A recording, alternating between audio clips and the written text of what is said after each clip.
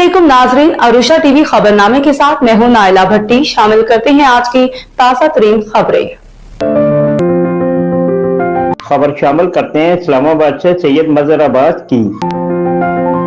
इस्लामाबाद के इलाका कोराल चौक शरीफ आबाद रोड पर मौजूद सिलेंडर की दुकान पर धमाका, कई दुकानें नजरे आतिश हो गईं।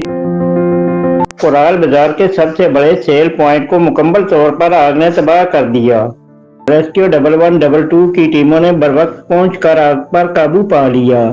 किसी भी जानी नुकसान की इतला नहीं, अलबत्ता 4 से 5 अफराद के जलने की तस्दीक हुई है, जिन्हें करीबी हॉस्पिटल पहुंचा दिया गया। अब तक के लिए इतना ही। मजीद खबरों और अपडेट्स के लिए देखते रहें अरुषा टीवी सैटेलाइट चैनल।